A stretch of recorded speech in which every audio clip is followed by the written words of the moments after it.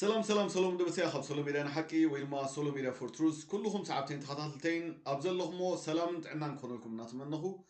لو ما عالت دما بحدا حدش مالك متقل له سلازي لايك كومنت شير and subscribe تقولوا بتحتنا يحتت نايرو ما عالتي أرستي قد أملخ الداليوني ناسي أبحبو بوتازلو أملخ الداليوني نتنا يبقى حقي ريفايفال ويرما من قح الداليني زبل إكزابير مسجن مخنياتو أبي وتي نايب حق إن أملاخ كريو دل الله نايب حق إيد أملاخ كريو دل الله نايب حق تنايب حق ريفايفال كريو يدل الله مخنياتو حدث جنزب زيبلو جنزب زدلي نوها متي جنزب دلي انت رايلكا جنزب والله كاي صدونيها كوميت بلونيها هابتام يخايل كاي صدونيها مخنياتو شجرو نغركالو انا جنزب يبلين تشجير الله زبل يبلين مغفل خراي غزا يبلين زخدان خدان يبلين كبلكا هلو سئل كاي كون كان صدو جنزب يحتبو ابتناتو بانك اكاونت جنزب يخا ديبوزيت تقبرلو تاتولو شعي هابتام زخون شعي جنزب زهلو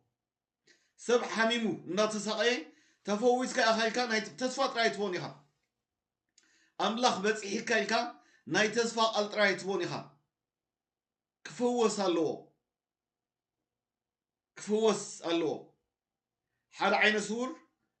كريلو نب تيناي قويتا أقلقلوت كلهم يأخلنا قويتا تسفات رايت كونن زهنيرو متيو اندازورة اكزابير مثلا اندازورة يفوس نبره ندويات يحو نبره عورات يبره نبره لمصامات ينصح نبره موتات يتسق نبره እግዚአብሔር መስገን ስለዚህ እቲ መንፈስ ድማ ምሳና አሎ እግዚአብሔር መስገን ግን ናይ በሐቂ አብ ወንጌል ማቴዎስ ምዕራፍ 6 ጥቅሲ 6 ከምዚ ይብል ንስኻስ ክትጽልይ ከለኻ ናብ ቤትካ እቶ ማዕጾኻ ዕጾ ነቲ ብሕቡእ ዘሎ ኣቦኻ ለምኖ ነቲ ኣብ ሲክሬት ፕሌስ ነቲ ኣብ ሲክሬት ፕሌስ ኣብ ሕቡእ ቦታ ኣብ ምስጢራዊ ቦታ ዘሎ ኣቦኻ መጀመርያ ግን እቶ ገዛኻ እቶ ከይረኸብካዮ ረኺበዮ ኣይትበል ኣምላኽ ኣብ ሂወትካ ዘየለኽ ንሱ ኣሎ ኣይትበል ኣብ ሕቡእ ቦታ እዩ ዘሎ እግዚአብሔር መስገን እቶ ኣበይ ኣብ ገዛኻ እቶ ማዕጾኻ ዕጾ እግዚአብሔር መስገን ዝዕጾ ዕጾ كعصو زغبا نجر عصو مجمريا مخنياتو حج زلنايو غزي لك خمتي اب مسافنتي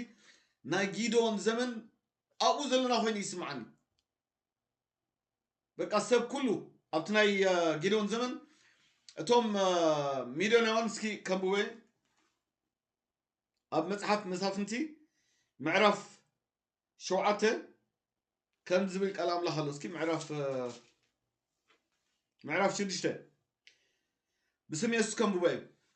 دق اسرائيل دما اب قدم እግዚአብሔር ክፉ ገበሩ دق اسرائيل دما اب قدمي እግዚአብሔር ክፉ ገበሩ እግዚአብሔር ከ7 ዓመት ናብ ኢድ ሚዲያን አሕሊፉ ሃቦም ኢድ ሚዲያን ድማ ኣብ እስራኤል በርትዕት دق إسرائيل كاب سر ميديان اسي اب اخران زلو غورو غدن بعتساتن انباتاتن غبرو حجي منتي كام ميديان كعرفو منتي كام ناي ميديان سقاي كدحنو انتاي غبرو بلالو نعوم بعتات نعوم غودو غدي نعوم انباتات غبرو كوندما إسرائيل مزرئه ميدياناويان اماليكاويان دق مبراقن ديبو ناقوم ديبوم ناقوم ديبوم እግዚአብሔር መስገን አቆም ሰፊሮም ሰዓቲ ጋዛ ዘእቱ ፍረታ ምድሪ አጥፉ መግብ ኾነ በጊዕ ኮነት ብዕራይ ኮነ አድግ ኾነ ካብ እስራኤል ኣይሓደጉን እንታይ ዝብል ዘሎ ኩሉ እቲ ዘለዎም ንብረት ዘለዎም ሰላም ዘለዎም ጥዕና ኩሉ አጥፍዎ መን ቶም ሚዳናውያን ስለምንታይ ኣብ ቅድሚ እግዚአብሔር ክፉ ስለዝገበሩ دحرجن معصوم كعصو كنسحو ناب እግዚአብሔር ገጽ እግዚአብሔር ክደልዩ እና ተገባኦም ከምኡ ስለ ዘይገበሩ እግዚአብሔር እንታይ ገበሮም ይሕሊፉ ሃቦም ናብ ኢድ ሚድያን ስለዚህ ሳቶም ድማ በጊዖም ከብቶም ብዕራዮም አድጎም ኩሉ ትፍረ ከም ዘጥፍዎም መጽሐፍ ቅዱስ ይነግርና ከም ዘሳቀዮም ሰላም ከም ዘሳአኖም ድቃስ ከም ዘሳአኖም ጥዕና ከም ዘሳአኖም ኢድ እቶም ሚዳናውያን እንታይ ኮነ ዝብል ዘሎ መጽሐፍ ቅዱስ በርትዕት ብጣዕሚ በርቲዓቶም እቲ ጭቆና እቲ መግዛእቲ በርቲዕዎ ስለዚ ከምኡ ምስኮነ ናብ እግዚአብሔር ተማህሊሎም ሕጂ ንምህለለሉ ጊዜ እዩ ንምህለለሉ ገዛና ዓፂና ከምኡ ዝብል ዘሎ ኣብ ማቴዎስ ምዕራፍ 6 ጥቕሲ 6 ንስኻ ክትጽሊ ከለኻ ናብ ቤትካ እቶ ማዕጾኻ ዕጾ ነቲ ብሕቡእ ዘሎ ኣቦኻ ለምኖ እቲ ብሕቡእ ዝርኢ ኣቦኻ ድማ ብጋህዶ ክኽሕሰካ እዩ ክምልሰልካ እዩ ኣሜን ክምልስ እዩ እግዚአብሔር ይምልስ እዩ ግን ከይተመለሰልና ተመሊስለይ ኣይንበል ኢድ ኣምላኽ ከይረኣና ርኤ ኣይንበል ሪቫይቫል ዘየለ ክንሱ ምንቕቓሕ ዘየለ ክንሱ ፈውሲ ዘየለ ክንሱ እንተ ደኣ ጸሊኻ መላእኽቲ ክእዘዙ ኢልካዮም ናይ መላእኽቲ ኣገልግሎት ክህልወካ እዩ ደይብልካ ናይ መላእኽቲ ኣገልግሎት ኣይኮነን ምንም ዓይነት ዝርአ ነገር የለን ኣብ ቤት ኣምላኽ ነፍሳት ዘይብሉ ቤት ኣምላኽ 30,000 40,000 ዘለዎ 30,000 40,000 ዘለዎ ኤርትራውያን ዘለዎ ከተማ ድሕር ደኣ 100 200 300 እዚ እውን ኮት ዓብዪ ቤተክርስትያን ዝበሃል እዩ ተን ዓበይቲ ቤተክርስትያናት ዝበሃላ 100 200 ብጣዕሚ ተበዝሐ ድማ 300 እንታይ ነው ብጣዕሚ ብዙሕ ማለት እዩ ግን ካብ ክንደይ ካብ 20,000 30,000 ኤርትራውያን ዘለውዎ ሕጂ ብዛዕባ ሃገር ይዛረብ ብዛዕባ ህዝቢ ይዛረብ ስለዚህ ሰብ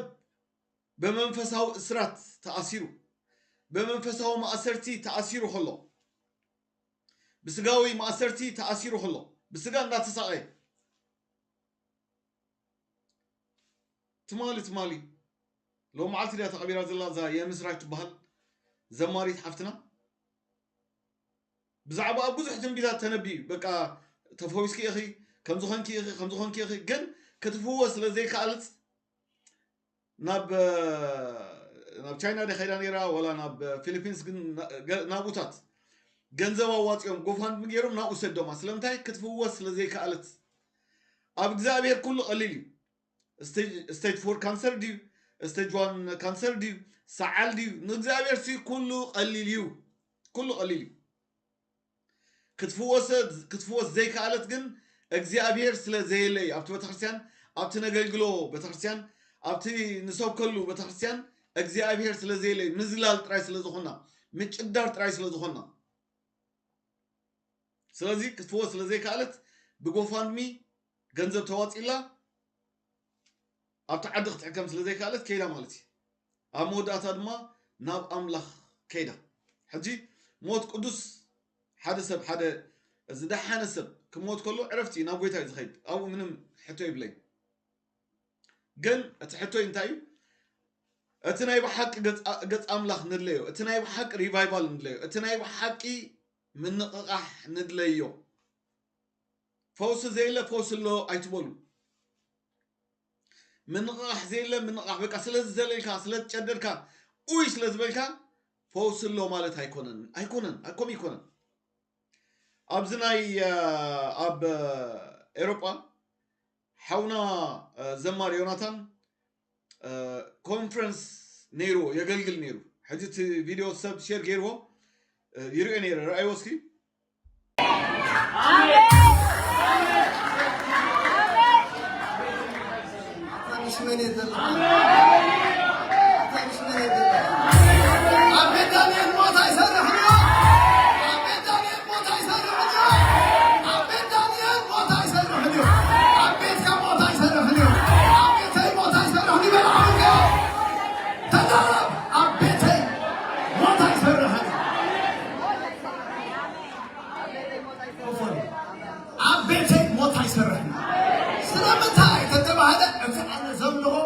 طالبان كم زمن هو عملا هيكون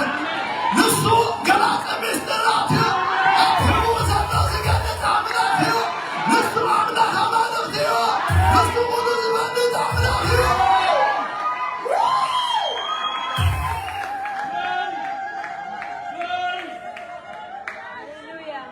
نموت أقابلوا سلام موت أقابل سلام سلام موت أقابل سلام موت قتل ديت فقد سلام موت قتل دعيت السلام الدوكر موت أي قتل عمل كبني تزارمي بيسوس موت أي قتل نيبراتي أسنا بروتيا نبكين أباي راح زي كونس بسنكل أقولهم طبيبة موت عيكتسمي هذا سبب سبحانه التسامن ما أسرعيها آمين بلعويها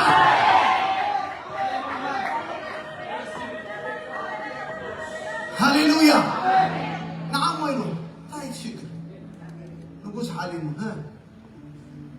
حلمت أفيوه ها ملس حالينه شكرا أبيتنا مرسل آمين اسمع نستمع مرسل تكون البر حتى تكون يكون الويفا أو سعادة حجكو أتشرش دلس فايت الشركة أتشرش دلس حتى من لسولس كارزي نتيرو إثيوبيا هيك تجنزل عن تعيش إني أبيت مرسال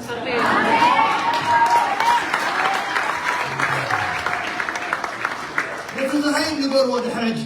أنا مرسل لنقوله أنت تجنزل أنا يتكلم ما بيمشي እግዚአብሔር ይመስገን ናይ በሐቂ ጽቡቕ እቲ አርስ እንታይ ድብል እቲ ነገር ተለወጠ ይዝብል እግዚአብሔር በኢየሱስ ክርስቶስ እግዚአብሔር ይለውጠልና ነገርና ይለውጦ ግን ከይተለወጠ አብኢልካ ዝጨበጥካዮ ዘለ ሓደ ክርስቲያን በእምነት ይዝነብር ሓደ ጊዜ ዘዳናግረና ንሱ በእምነት ወሱ ናይ በሐቅ ኮሲ መጽሐፍ ቅዱስ እምነትና በእምነት እዩ ስለዛ አመና ኢና ጸድቅና እግዚአብሔር ይመስገን ስለዛ አመና ኢና ድሒና አው ሕቶ ይብለይ ግን ዘየለ ነገር ናምነት ሓውና ዘማሪ ዮናታን አብዚ ክዛረብ ከሎ አቤተይ ሞት አይሰርሕኒ ሞት ደው ተብል ሰብ ንስኻ ወይ ድማ ንስኺ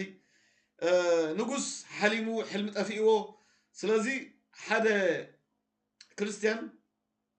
እንተደኣ ሕቶ ሃልይዎ ናብ አዲስ አበባ ክኸይድ ከም ደይብሉ ናብኡ ወይ ድማ ናብ ሓደ ናባይ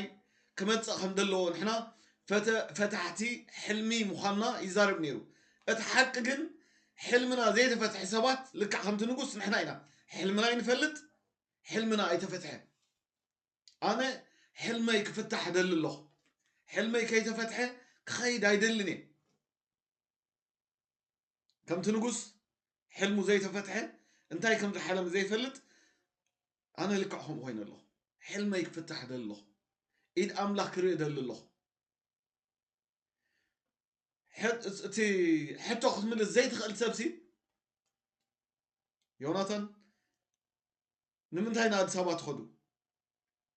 ሕቶ ክምልስ ዝኽእል ሰብሲ ኣብዚ ኣሎ ብላ ኣሎ ኣይ ናይ ሕቶ ኢኻ መሊስካ ዮናታን ሓወይ እዚ ሕቶ እዚ ንዮናታን ጥራይ ኣይኮነን ንኩልኹም ፓስተራት ንኩልኹም ኣገልገልቲ ንምንታይ ንኣዲስ ኣበባ ትኸይድ ናበይ ደኣ ትኸይድ ሕቶ እኮ በርቲዕዎ ሕማም እኮ በርቲዕዎ ጭንቀት እኮ በርቲዕዎ ስቃይ እኮ በርቲዕዎ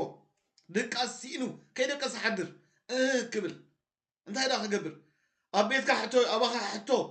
ክምለስ ኣይከኣልን ሕቶኡ ክትምልሰሉ ኣይከኣልካን ሕቶኡ ክምልሰሉ ኣይከኣልኩን ፓስተራት ሕቶኡ ክምልስሉ ኣይከኣሉን ስለዚ ናይ ግድን እዩ ናብ አዲስ አበባ ክኸይድ ናይ ግድን እዩ ደድሕሪ ነቢያት ዘብዘብ ክብል ناي قدني دحري طنقلتي زب كبل مخنياتو حتى لو لك خمزي نقص حليمو حلمو خفتح له زي كاله كفتح زي تخاله بزح حلمتات له سلازي يوناتان حوي نتناي بحقي غزانا نعصو مجمريا غزانا نعصو غزا خعصو نتبو حبوق زلو املاح مجمريا رخبو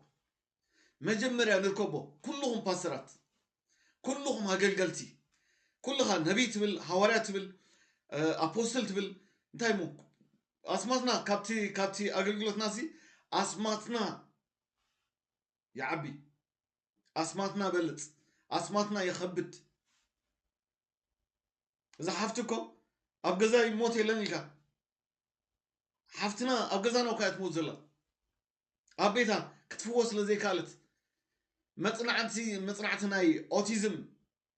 تغيرو حنتي نرس حفتنا كتزارب كلا كاب 30 قلعت اتحدثي باوتيزم يتقع الى ابز حج زلو غزي ميبي امغاغبانا دي ولا ناي منفس اسرار دي ايفلتني جن بزح حساب بكانسر بزح حساب بزحات قلعت باوتيزم حجتي ناي بحق صاخ زارب كلا ساينسيو كاب 30 قلعت حد زبلومبر كاب 15 سغاب 10 كابوتاتي اب كاب 10 قلعتي حدا اوتيزم اللو سلازي اب شجرينا زلنا بيت ክርስቲያናትና ባዶ ይዘሎ ባዶ ዝድሕን ሰብ የለን ዝፍወስ ሰብ የለን ትምንቕቓሕ ዝበሃል የለን ኩሉ ሰብ ምስ ሕቱ እዩ ዘሎ ዮናታን ሓዊ ምስ ሕቱኡ ምስ ማእሰርቱ ነቲ ተኣሲሩ ዘሎ ሰብ ጎይታ እንታይ ዝገብር ነይሩ እንዳፈወሰ እግዚአብሔር መስገን እንዳፈወሰ ዋላ ጳውሎስ በቃ እንዳጨበጠ እንደገና ድማ ንቅድሚት ክጭበጥ ኢሉ ዝርግሕ ነይሩ ዝጭበጥ ነገር ግን ኣለዎ ከይጨበጠ ኣይኮነ ከይሓዘ ኣይኮነ እዚ ኩሉ አገልግሎት አገልግሉ ጳውሎስ በቃ ናብቲ ምልአት ዝበፅሐ ኮይኑ ይስምዖ ነይሩ ከምቲ ኣነ ንክርስቶስ ዝመሰልኮ ንዓይ ምሰሉ እናበለስ ግን በቃ ዝጎደሎ ነገር ከም ዘሎ ብዙሕ ነገር በቃ ብዙሕ ንቅድሚት ክስጉም ከም ዘሎ ይርድኦ ነይሩ ንሕና ኸ ዝሓዝናዮ ዘይብልና ምንም ነገር ስለዚ በጃኻትኩም እንታይ ተለዊጡ ስነገር ተለዊጡ እንታይ ተለዊጡ ዘሊልኩም ኦይልኩም አሸብሽብኩም ሳዕሲዕኩም ዓሊልኩም ጽቡቕ ብጣዕሚ ጽቡቕ ምሽብሻብ ጽቡቕ ንኣምላኽ ምምስጋን ጽቡቕ ምዝማር ጽቡቕ ምዝላል ጽቡቕ ምጭዳር ጽቡቕ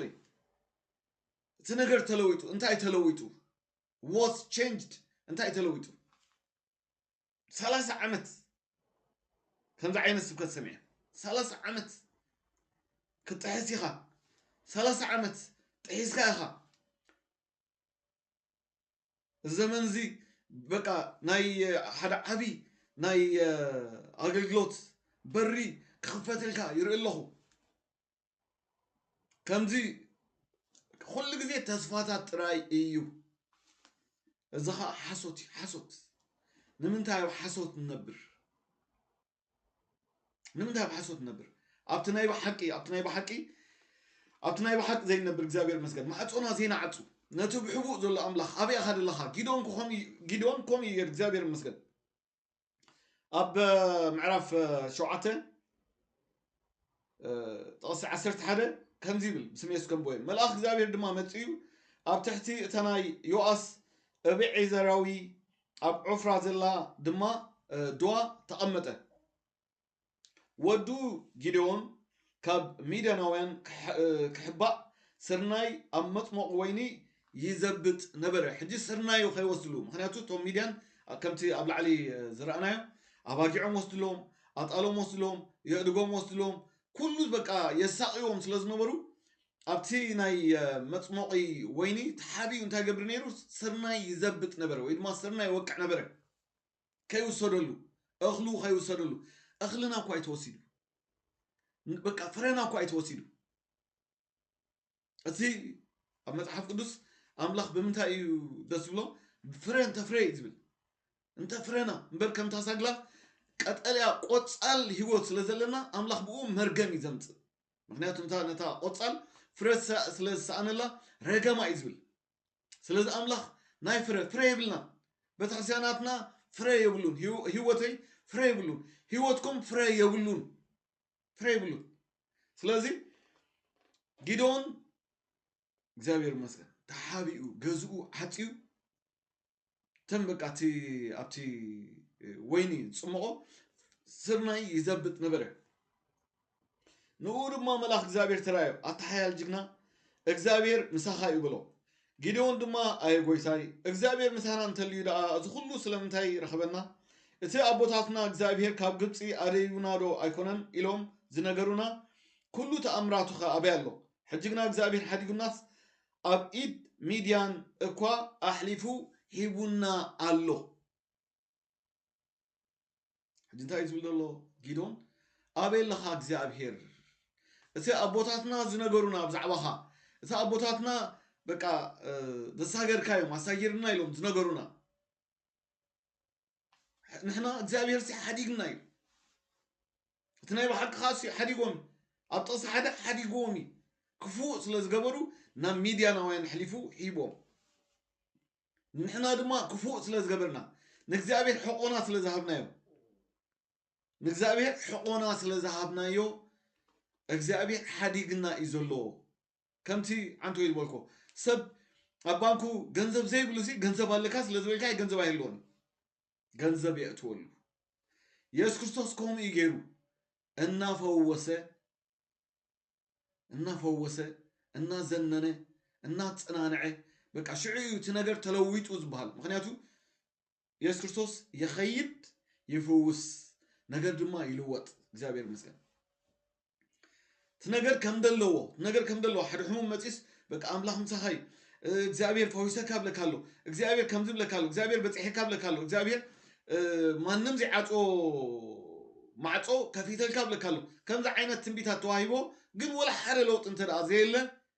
እቲ ነገር ተለዊጡ ይኮነን ሓሶት እዩ ዝበሃል ሓሶት ስላይ ሓሶት ኢትስ ዲሰፕሽን ሓሶት እዩ ሓሶት ስለዚ ካብኡ ንመለስ ናብቲ ናይ ብሓቂ በቃ እዚኣ ኣነ ኣብ ሂወተይ ሲ this is what I want በቃ እዚኣ ይደሊ እቲ ናይ ብሓቂ ሪቫይቫል ንድለዮ ኣቱም ፓስተራት ድማ ናይ ብሓቂ በጃኻትኩም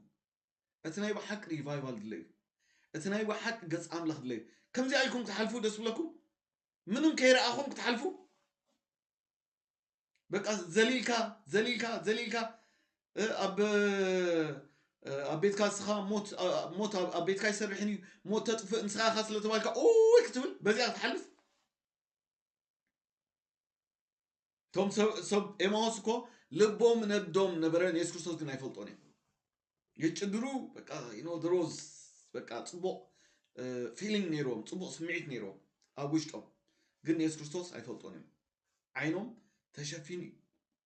እቲ እንጀራ ምስ ተቆርሰ እዩ በቃ እቲ እንጀራ ምስ ተቆርሰ እቲ ናይ ብሓቂ ሪቫይቫል ምስ መፀ ግን ሽዑኡ የዒንቶም ተኸፍተ እግዚአብሔር ይመስገን but they were preachers ንኢየሱስ ክርስቶስ ዝኩሉ ናብ ኤማሁስ ክኸዱ ከለውስ ይሰብኮ ነይሮም ይሰብኮ ኢየሱስ ክርስቶስ ከምዚ ኣብ መጽሓፍ ኢሳያስ ከም ተጻሒፉ ኣይትፈልጥ እንዲኻ በቃ ፈላጣት ገይሮም ዝወስዱ ነብሶም ኣይኮኑን ግን ስለዚ በጃኻትኩም ንመለስ ሕጂ ንመለስ እዩ ዝብል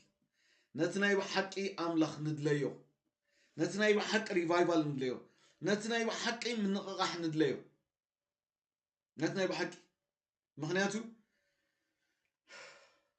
እቲ ኣባና ዘሎ ኣምላኽ ካብቲ ኣብ ደገ ዘሎ ሰብ ዝሰርሖ ኣምላኽ ኣዝዩ ይበልፅ ኣይወዳደን ከማ ሕጂ ግን በቃ ትንሪኦ ዘለና እቲ ሰብ ብሕማማት ክሳቐ ብመንፈሳዊ ማእሰርቲ ብስጋዊ ማእሰርቲ ክሳቐ ኢና ንሪኦ ዘለና ስለዚ ናብቲ ናይ ብሓቂ እንደገና መጽሓፍ ቅዱስ እንታይ ብል ኣብ መጽሓፍ ምሳሌ ምዕራፍ 6 ጥቕሲ 6 ከምዚ ይብል ኣታሃካይ ክሳዕ መዓዝ ኢኻ በጥ እትብል ኣታሃካይ ስጋ መዓዝ ኢኻ ትድቅስ this is for me this is for you نعخن عيني هكايد بلنا زلو نتناي بحق نجر كين دلي دك إسنا لنا اتناي بحق ريفايفال كين دلي اتناي بحق إيد أملاك كين دلي ما عطونا خين عطو نتبحو زل أبونا خين دليو ما تيو شدشة تتصحيف زلو دك إسنا ألنا سكاب معسيخا معس كإخا كابدك أسكا أتتس دك إسنا إنا زلنا باتلنا دك إسنا أب حلم إنا زلنا بحلم إنا نزل زلنا بحلم إنا بريفايفال دلنا أبتنا يبقى حق جن لك خمتي نقص نحن حلمنا زي تفتح حسابات حلمنا زي تفتح حساباتنا حلمنا كفتح زاد لنا سباتنا يترفدوا حتى سب كنملس حتونا خنملس زي كالنا سب حتونا زي نفلت سباتنا يترفدوا بزعباتهم أتسابات خد له قال ما لقدوفه سقدوفه بزعبان نفسنا حتونا حلمنا زي نفلت سوات حنسا مدقاس حنسا أخا متخاص حنسا من تتعرفون أقداوكا من مسقال دحرز خاء دخلنتكا خنفتان من قدنيا سئنتكا دما كم أطوار تعاد قسب سوأي كمتساكاي سئنتكا دما كم أطوار تعاد سبأي كمتساكايو معس مسترقس معس دك إسنا سلزلنا قومي متسينا زلو كتحسيخا كسجريخا إذا عمل زي 2025 عمل كاي 2025 ناي harvesting ناي عتيد عمتي ناي ريفايفال عمتي ناي تايمو زين ولو يبلن زين ولو كل بتخرسيانات زي ولو يبلن جن 2024 حلفو 2023 حلفو 2022 حلفو 2021 حلفو منهم زي جبت نقد ديله عمت جن حدا عاب بانر تقعها زعمزي ناي متصنع عمتي ناي عتيد عمتي ناي ريفايفال عمتي ناي كم زعمتي اتوم برينتينج بريس يمسرح زلو نعوم نسرحهم ولا صبو بيزنس نعوم نتوم عد ندخدو زغلغلو دما نعوم دما صبو بيزنس مخنيات خيدو حلا غلغال خيدو 2000 حيزو يخيد اب 10 بتخرسيانات كيدو كل 2000 عند انت وسيدو 30,000 سلر اوف ماني بتعم بزح جنزبي سلازي بجاخاتكم اتناي بحقي ريفايفال حدا سب اغلغلو انت لا تخفيلو ولا حنتي تصقمي بلين زعبا جنزباكم كنت زارب مصي حجي اسي كونن تصقمي اغلغلو سب هابو بارخو جن اتناي بحق ريفايفال السقيكا بقى دس زبل زازلل جنز ጭበጥ ነገር ዘይብሉ ከይተለወጠ ተለዊጥዩ ነገር ተለዊጥዩ ነገር ከም ዝኾይኑ ሞት አቤትካ የለን ሞት አቤትካ خلو ማእሰርቲ አቤትካ خلو ሕማም አቤትካ خلو ቃንዛ አቤትካ خلو ቤትካ ባዶ خلو ነፍሳት ዘይብሉ ዝድሕኑ ዝጥመቁ ነፍሳት deyሎ በቃ ኣብ ዓመት ካብ 10,000 ሰብ ሒደት ሰባት እንተዳ መጽኻስ ከም ሓደ ዓብ ነገር ጌርካ ዝዛርብ سيكونا تناي بحق ريفايفال تناي بحقي كابد قاسنا كابد كيتنا نتس مخنياتو نتهاكاي سب انتاي زبلو زلو دخنت دخاد بحال ገንዘብ ዘይብሉ ሰብ ጥራይ ኮነ አምላኽ ዘይብሉ ሰብ ደኻይ አምላኽ ዘይብሉ ሰብ ደኻ እዩ ደኻ ናይ ሰላም ደኻ ናይ ጥዕና ደኻ ናይ ሪቫይቫል ደኻ ናይ ምንቅቃሕ ደኻ ናይ መብዛሕ ደኻ ስለዚህ እዚ ድኽነት እዚ ከም በአጽዋር እተዓጥቀ ሰብኣይ ኮይኑ ይመጽአካሎ እዩ ስለዚህ just wake up ንተስ ንንቃሕ ንተስ ነትናይ በሐቂ ሪቫይቫል አዳልዩ ንሕጁ ንዑ ዳልዩኒ አና በህይወቴ ሲደሊ በቃ ንሱ እትናይ በሐቂ ክራይ እትናይ በሐቂ በቃ ክደሰት ዝግቦ ከምቲ በቃ ዝራአናዮ ዮሐንስ ዝበሎ ዝራአናዮ ዝጣዓናዮ ዘረምሰስናዮ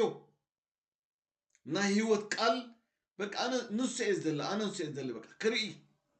ንስኻኻ አሁን ደል እንተ አሁንካ ናብ ሐቂ በቃ ዘይለ ነገር ከም ደሎ ጌርካ ይዛረብ በቃ ከምዚዩ ተለዊጥዩ ነገር ተለዊጥዩ ከም